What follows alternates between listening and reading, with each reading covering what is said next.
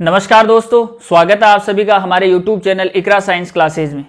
आज की इस क्लास के अंदर हम लोग बात करेंगे अपना जो टॉपिक चल रहा है पाचन और अवशोषण का। उसके अंदर हमने पिछली कुछ क्लासों के अंदर बात की है भोजन का पाचन किस प्रकार से होता है। तो आज हम बात करेंगे भोजन का जो पाचन है, पचे हुए भोजन का सामान्यतया अवशोषण जो है वो आहार नाल के द्वारा किस प्रकार होता है, इसके बारे में आज हम चर्चा करेंगे। भोजन का अवशोषण क्या होता है, ये कहां होता है और किस प्रकार से होता है, इसके बारे में हम चर्चा करेंगे। तो आज का अपना टॉपिक है भोजन का अवशोषण।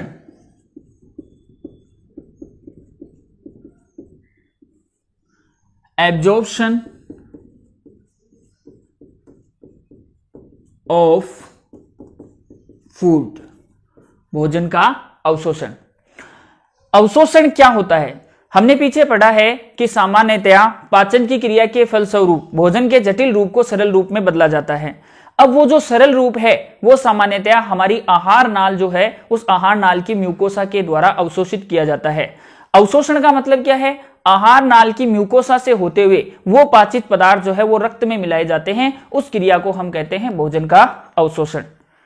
अवशोषण का मतलब क्या है? सामान्यतया आहार नाल की जो म्यूकोसा है, म्यूकोसा का मतलब सबसे आंतरिक परत, जिसके बारे में पीछे हम पढ़ चुके हैं, उस म्यूकोसा से जो पोषक पदार्थ हैं, जो पचे हुए भोज्य पदार्थ हैं, उनको रक्त के अंदर स्थानांतरित करने का प्रक्रम जो है वो क्या कहलाएगा? भोजन का अवशोषण कहलाएगा।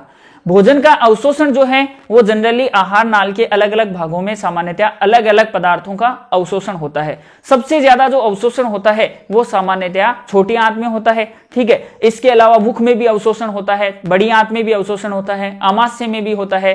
तो ये आहार नाल के विभिन्न भाग हैं जिनके अंदर अवशोषण की प्रक्रिया होती है।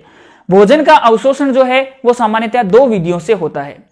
अवशोषण दो विधियों से होता है, जिनके अंदर सामान्यतः एक विधि आती है निष्क्रिय विधि, निष्क्रिय अवशोषण बोल सकते हैं, और दूसरा आता है सक्रिय अवशोषण, passive absorption and active absorption, ठीक है। तो सबसे पहली बात, अवशोषण क्या होता है? तो पाचित भोज्य पदार्थों को, पाचित भोज्य पदार्थ या पाचित भोज्य पदार्थों का आहार नाल की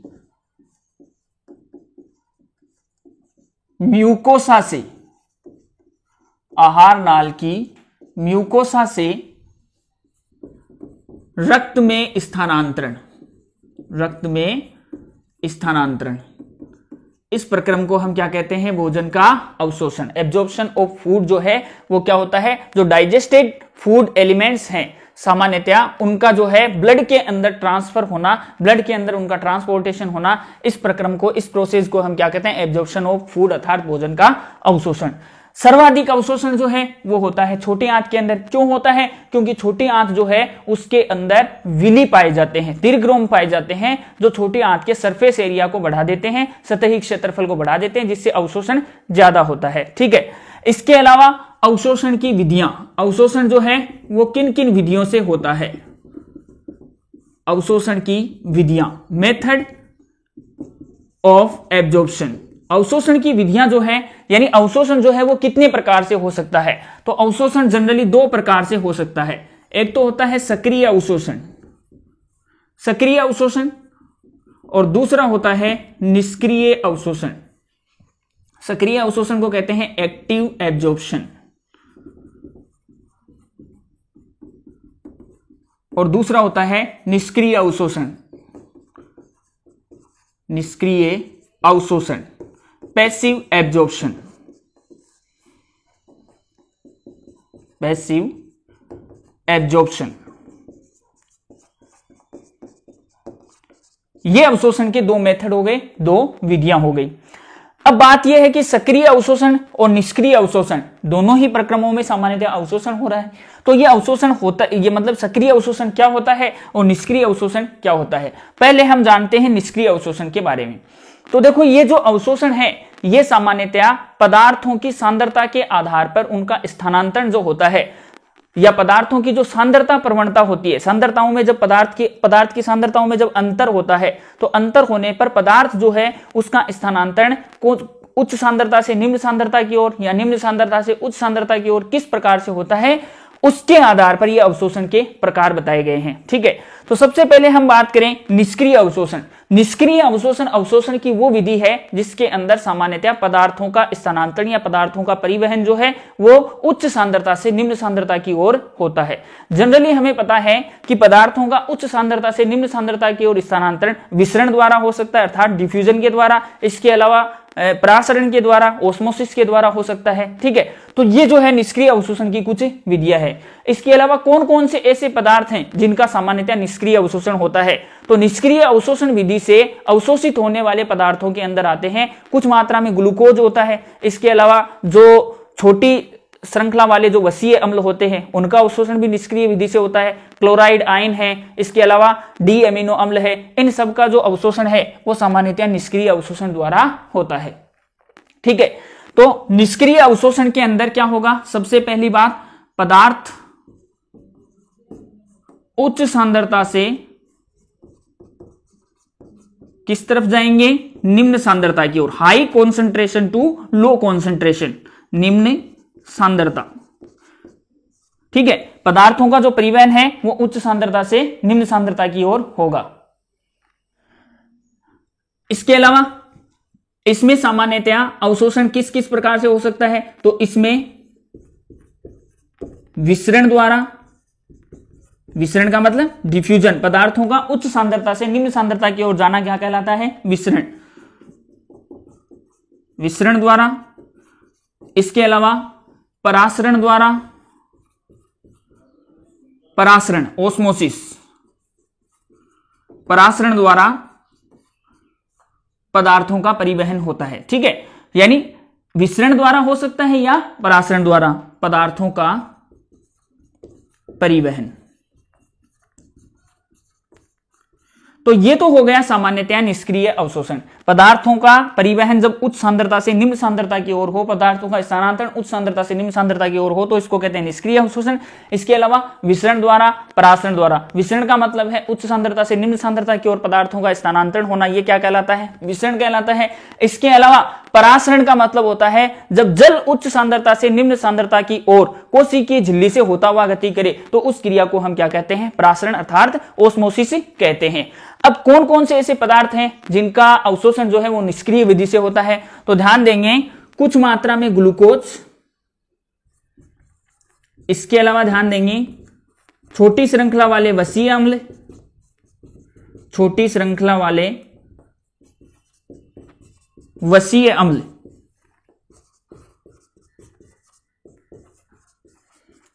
इसके अलावा ध्यान देंगे एल एमिनो अम्ल, एल एमिनो एसिड।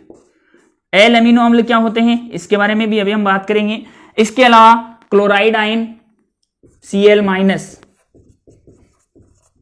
इसके अलावा फ्रक्टोज, इन सब का जो अवशोषण होता है ये सामान्यतया निष्क्रिय विधि से होता है। तो ये पदार्थों के अवशोषण की निष्क्रिय अवशोषण विधि होती है। ठीक है, इसके बाद अगला आता है सक्रिय अवशोषण। एक चीज और ध्यान रखनी है, निष्क्रिय अवशोषण में जब पदार्थ उच्च सांद्रता से निम्न सांद्रता की ओर स्थानांतरित होते हैं तो इस प्रक्रम में हमारी शारीरिक ऊर्जा जो है वो बिल्कुल भी खर्च नहीं होती है। शारीरिक ऊर्जा जो शारीरिक प्रक्रमों में काम में आती है, जिसको हम एटीपी कहते हैं, एडिनोसिन ट्राइफॉस्फेट, उसका बिल्कुल भी उपयोग नहीं होता है। क्योंकि जनरली हमें पता है कि जब पदार्थों की सांद्रता में अंतर होता है तो उच्च सांद्रता से निम्न सांद्रता की ओर पदार्थों का स्थानांतरण स्वतः हो जाता है, अपने आप हो जाता है। नेक्स्ट है सक्रिय अवशोषण अर्थात एक्टिव एब्जॉर्प्शन। ठीक है, तो एक्टिव एब्जॉर्प्शन क्या होता है? तो सामान्यतः सक्रिय अवशोषण अवशोषण की वो विधि होती है जिसमें पदार्थों का स्थानांतरण निष्क्रिय अवशोषण के विपरीत अर्थात निम्न सांद्रता से उच्च सांद्रता की ओर होता है। अब जाहिर सी बात है, हमें पता है कि उच्च सांद्रता से निम्न सांद्रता की ओर पदार्थों का स्थानांतरण या परिवहन जो है वो अपने आप हो सकता है, स्वतः हो सकता है। लेकिन अगर निम्न सांद्रता से यानी कम मात्रा से पदार्थों को अगर अधिक मात्रा की ओर भेजना है तो इसके लिए एनर्जी जो है उसकी रिक्वायरमेंट होगी, ऊर्जा की आवश्यकता होगी। तो सामान्यतः सक्रिय अवशोषण की वो विधि है जिसमें हमारे शरीर में संचित ऊर्जा अर्थात एटीपी जो है वो खर्च होती है। तो सक्रिय अवशोषण में ऊर्जा खर्च होती है और निष्क्रिय अवशोषण में ऊर्जा खर्च नहीं होती है। इसके अलावा अगर हम बात करें तो जो बड़ी श्रृंखला वाले या लंबी श्रृंखला वाले वसीय अम्ल होते हैं, इसके अलावा ग्लूकोज है, इसके अलावा डी एमिनो अम्ल है, इन सब का जो अवशोषण है वो सामान्यतः सक्रिय अवशोषण विधि से होता है। तो इसमें ध्यान रखना है, सबसे पहली बात तो यह है कि इसके अंदर पदार्थ जो है वो कौन सी सांद्रता से, निम्न सांद्रता से, यानी low concentration to high concentration, निम्न सांद्रता से उच्च सांद्रता की ओर जाएंगे। ठीक है, निम्न सांद्रता से उच्च सांद्रता की ओर पदार्थों का स्थानांतरण होगा। इसके अलावा ध्यान देंगे इसमें ऊर्जा खर्च होती है। ऊर्जा अर्थात कौन सी ऊर्जा, जो शरीर के शारीरिक प्रक्रमों में काम आने वाली संचित ऊर्जा जो माइटोकॉन्ड्रिया में संचित रहती है एटीपी के रूप में, एडिनोसिन ट्राइफॉस्फेट ऊर्जा जो है वो खर्च होती है। इसके अलावा ध्यान देंगे इस प्रक्रम के अंदर अवशोषित होने वाले पदार्थ कौन कौन से हैं, तो इसमें ध्यान रखना इस विधि से अवशोषित होने वाले पदार्थों में ग्लूकोज, इसके अलावा लंबी श्रृंखला वाले वसीय अम्ल, लंबी श्रृंखला वाले वसीय अम्ल,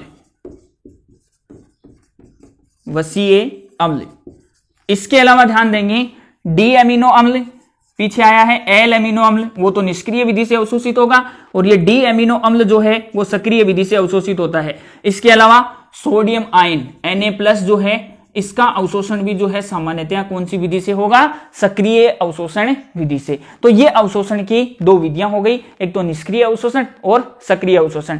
इसके बाद अगर हम बात करें तो जो जल में घुलनशील पदार्थ होते हैं ये सामान्यतया हमारी आहार नाल के अंदर उच्च सांद्रता से निम्न सांद्रता की ओर अर्थात सरल विसरण की प्रक्रिया के द्वारा अवशोषित हो जाते हैं। लेकिन जो जल में अघुलनशील पदार्थ हैं जैसे वसा है, ठीक है, कोलेस्ट्रॉल है, फास्फोलिपिड है, ये सारे वसीय पदार्थ हैं। इसके अलावा वसा में घुलनशील विटामिन है, ये सीधे जो है विसरण की प्रक्रिया द्वारा आहार नाल की म्यूकोसा से अवशोषित नहीं हो सकते। तो इसके लिए क्या किया जाता है, इसके लिए सामान्यतः ये जो वसा युक्त पदार्थ होते हैं इन वसा युक्त पदार्थों की पहले बाइल साल्ट जो पित्त लवण होते हैं उनसे क्रिया होती है। बाइल साल्ट से क्रिया होते ही ये वसा युक्त पदार्थ जो है वो मिसेल बनाते हैं और वो मिसेल जो है वो सामान्यतः म्यूकोसा की जो कोशिकाएं हैं उन कोशिकाओं की चिकनी अंतःप्रदर्वी जालिका जो है उसमें जाकर के प्रोटीन कोटेड हो जाते हैं, यानी मिसेल जो है उनके ऊपर चिकनी अंतःप्रदर्वी जालिका में प्रोटीन का आवरण बन जाता है और ये प्रोटीन आवरण युक्त मिसेल जो होते हैं उनको कहा जाता है काइलोमाइक्रोन। और काइलोमाइक्रोन जो है उनको फिर लैक्टियल में डाला जाता है, लैक्टियल जिसके बारे में हम पीछे चर्चा कर चुके हैं, ठीक है, और वो लैक्टियल जो है उससे फिर इसको ब्लड में ट्रांसफर किया जाता है। तो ये होता है सामान्यतः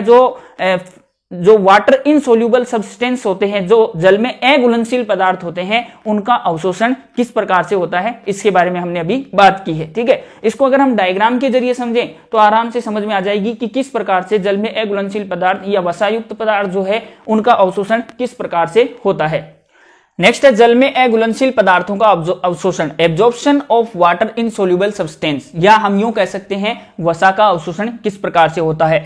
तो वसा जो है, कोई भी वसा का अणु जो है, जैसे मान लो ये कोई वसा का अणु है, ठीक है, तो वसा यानी फैट, ये जो है रिएक्ट करेगा किसके साथ, पित्त लवणों के साथ। इसकी पित्त लवण के साथ क्रिया होगी बाइल साल्ट, वसा की पित्त लवण के साथ क्रिया होगी बाइल साल्ट्स। पित्त लवण के साथ क्रिया होते ही ये जो वसा का मॉलिक्यूल है या वसा का जो गोला है, वसा के जो अणु हैं, ये सामान्यतः किस में बदल जाएंगे, मिसेल में बदल जाएंगे। तो ये इस प्रकार की संरचना बन जाएगी, इस प्रकार की, ठीक है, ये एक मिसेल की संरचना बन गई, ठीक है, ये मिसेल बन गया इसके अंदर, मिसेल।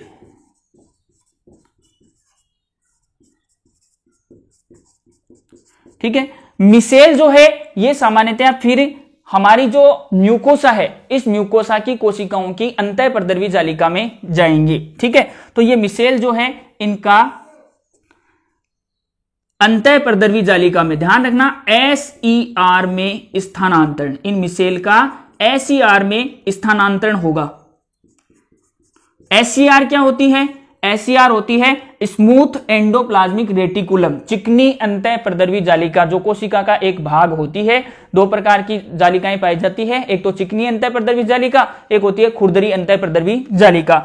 तो ये चिकनी अंतःप्रदर्वी जालिका इस प्रकार की होती है, संरचना में नलिकाकार संरचना होती है। तो इस चिकनी अंतःप्रदर्वी जालिका के अंदर ये मिसेल आ गई इस प्रकार से। ठीक है, अब ये जो मिसेल है ये चिकनी अंतःप्रदर्वी जालिका में आकर के ये जो मिसेल है, इन मिसेल के ऊपर प्रोटीन का आवरण बन जाता है। तो जैसे मान लो ये मिसेल हो गया, ठीक है, और ये इनके ऊपर प्रोटीन कोटेड या प्रोटीन का आवरण हो गया, ठीक है। तो ये प्रोटीन आवरण, प्रोटीन का आवरण, ये जो प्रोटीन का आवरण युक्त मिसेल है इसको सामान्यतः कहा जाता है काइलोमाइक्रोन। काइलोमाइक्रोन। प्रोटीन कोटेड कहां होती है मिसेल? चिकनी अंतःप्रद्रवी जालिका में। ये प्रोटीन कोटेड मिसेल जो है इसको क्या कहेंगे? काइलोमाइक्रोन। ये काइलोमाइक्रोन जो है ये फिर कहां चले जाएंगे? लेक्टियल के अंदर चले जाएंगे। लेक्टियल क्या होता है? लेक्टियल सामान्यतया हमारी जो छोटी आंत में विली पाए जाते हैं, जो दीर्घरोम पाए जाते हैं, उनके अंदर पाई जाने वाली लसिका वाहिनियां, लिम्फ वेजल्स जो है उनको कहा जाता है लेक्टियल। बहुत सारे लेक्टियल या बहुत सारे लिम्फ वेजल्स जो है वो मिलकर के एक बड़ी लसिका वाहिनी बनाती है, और वो जो लसिका वाहिनी है वो सामान्यतया जो हमारी ब्लड वेजल्स जो होती है, रक्त वाहिकाएं जो होती है, उनके अंदर खुलती है। तो वहां से फिर इस काइलोमाइक्रोन को रक्त के अंदर स्थानांतरित कर दिया जाता है। तो पहले जो है ये कहां पे जाएगा? लेक्टियल में। लेक्टियल में, ठीक है। लेक्टियल में जाकर के लेक्टियल से फिर जो है, जैसे मान लो ये लेक्टियल है, ये हमारा विली हो गया, और इस विली से ये कहां चला? विली के अंदर ये आ गई आपकी लेक्टियल, ठीक है। इस लेक्टियल के अंदर इसका ट्रांसफर हो गया। लेक्टियल से फिर ये कहां चला जाएगा? ब्लड के अंदर चला जाएगा, रक्त के अंदर स्थानांतरित हो जाएगा। तो ये जो है वसा का अवशोषण होता है। ध्यान देंगे, वसा का अवशोषण जो है वो सीधे विसरण द्वारा नहीं होता है। पहले वसा के अणु जो है वो सामान्यतः पित्त लवणों के साथ क्रिया करेंगे, जिससे क्या बनेगी? मिसेल बनेगी। फिर वो मिसेल जो है वो चिकनी अंतःप्रद्रवी जालिका में जाएगी, तो उसके ऊपर प्रोटीन का आवरण बनेगा। प्रोटीन आवरण युक्त मिसेल को क्या कहते हैं? काइलोमाइक्रोन। काइलोमाइक्रोन, ठीक है। और ये जो काइलोमाइक्रोन है इनको फिर कहां पे भेजा जाएगा? लेक्टियल में। लेक्टियल के बारे में विस्तृत चर्चा जो है वो सामान्यतः पिछली क्लासों में हो चुकी है, ठीक है। तो लेक्टियल में, और लेक्टियल से फिर इनको जो है कहां भेजा जाएगा? ब्लड के अंदर, अर्थात रक्त के अंदर इनका ट्रांसफर होगा, स्थानांतरण होगा। तो ये हो गया जल में अघुलनशील पदार्थों का अवशोषण। तो इसके बाद अगर हम बात करें तो आहार नाल के अलग अलग भाग जो हैं उनके अंदर जो अवशोषण की क्रिया होती है, तो कौन से भाग में सामान्यतया कौन से पदार्थों का अवशोषण होता है, या हम यूं कहें कि एलिमेंट्री कैनाल जो है उसका कौन सा पार्ट कौन से पदार्थ के अवशोषण के लिए और अवशोषण के लिए जो है स्पेसिफिक है, कौन से पदार्थ के अवशोषण के लिए स्पेसिफिक है, उसके बारे में हम चर्चा कर लेते हैं। नेक्स्ट है आहार नाल के विभिन्न भागों में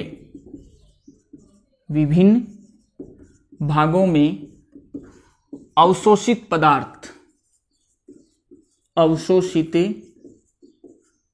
पदार्थ, यानी आहार नाल के कौन कौन से भाग में कौन कौन से पदार्थों का अवशोषण होता है। तो सबसे पहले अगर हम बात करें तो मुख जो है, हमारा जो माउथ है, उसके अंदर कौन कौन से पदार्थों का अवशोषण होता है। तो जनरली अगर हम मुख की बात करें तो हमारी जो मुख गुहा है, इसकी निचली सतह, इसकी जो सरफेस होती है, उसके संपर्क में आने वाले पदार्थों का अवशोषण ज्यादा होता है।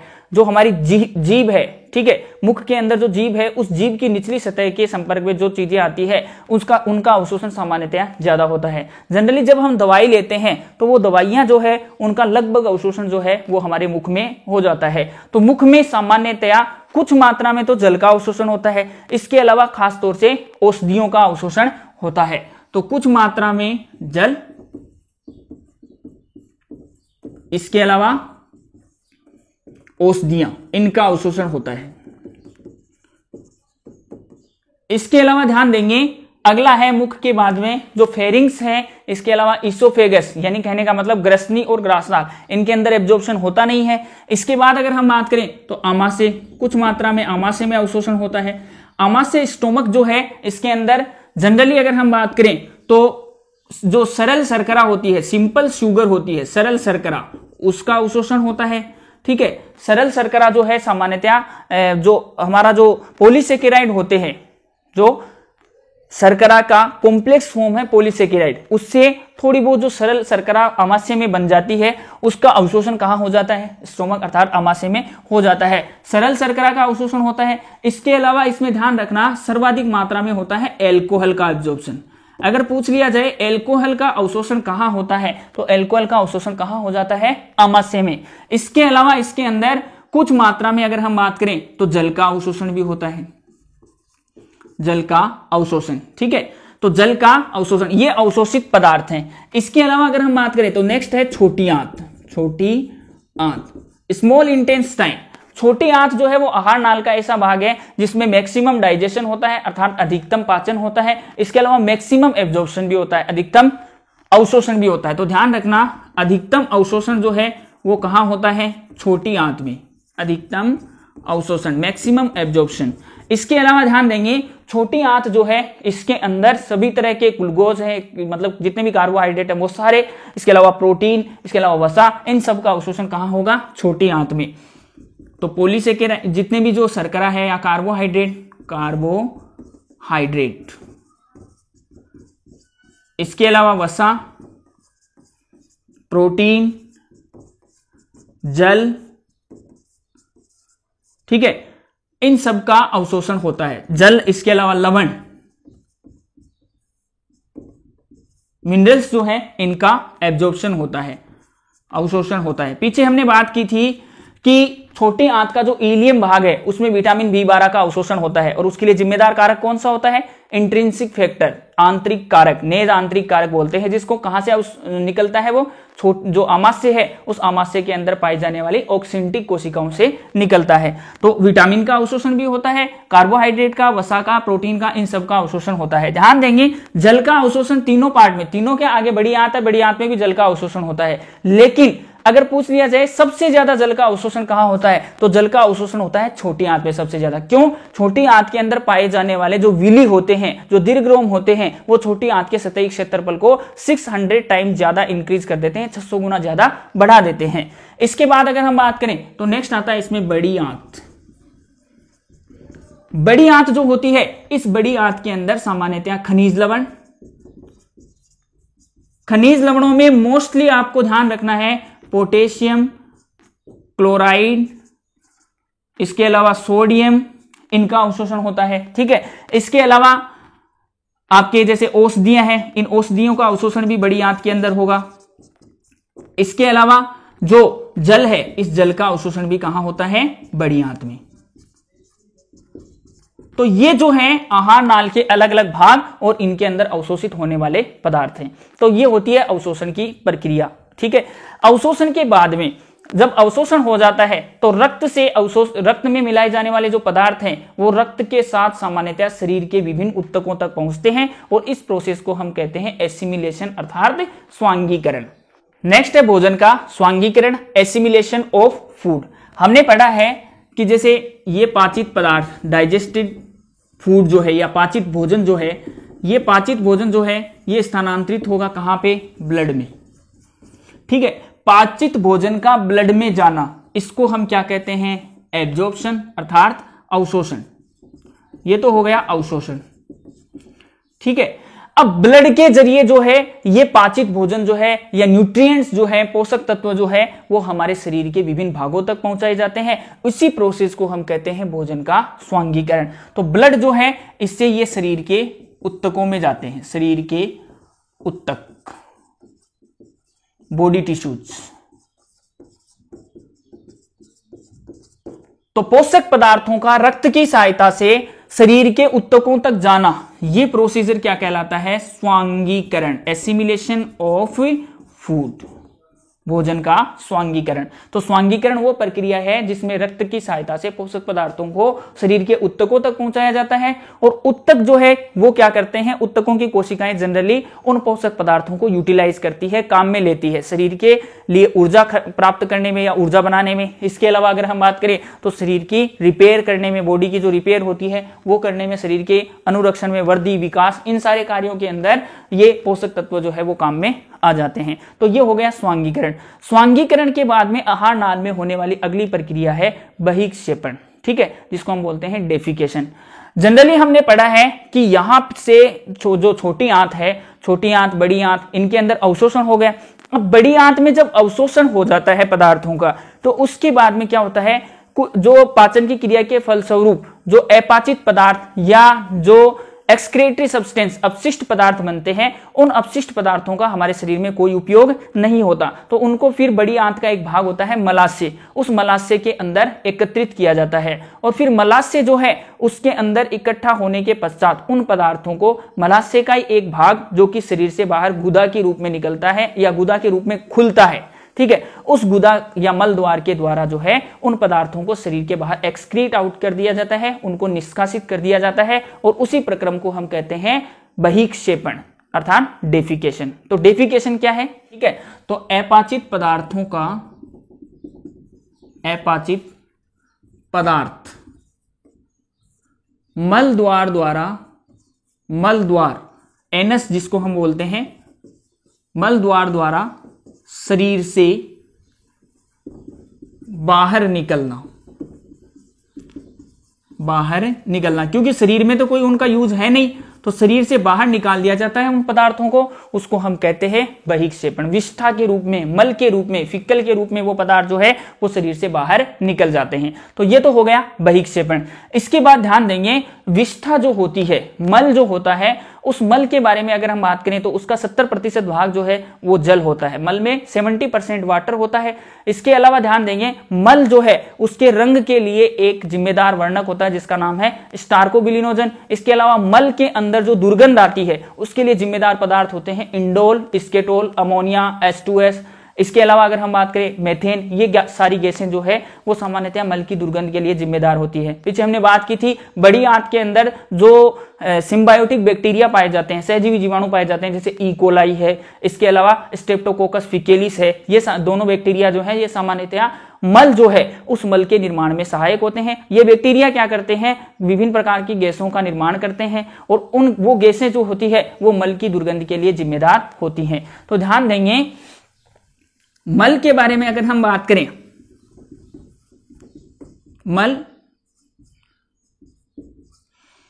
मल की अगर हम बात करें तो मल के अंदर 70% जो है पानी होता है, ठीक है। इसके अलावा इसका रंग जो है वो प्रदान करने वाला एक वर्णक होता है जिसका नाम है स्टार्कोबिलिनोजन।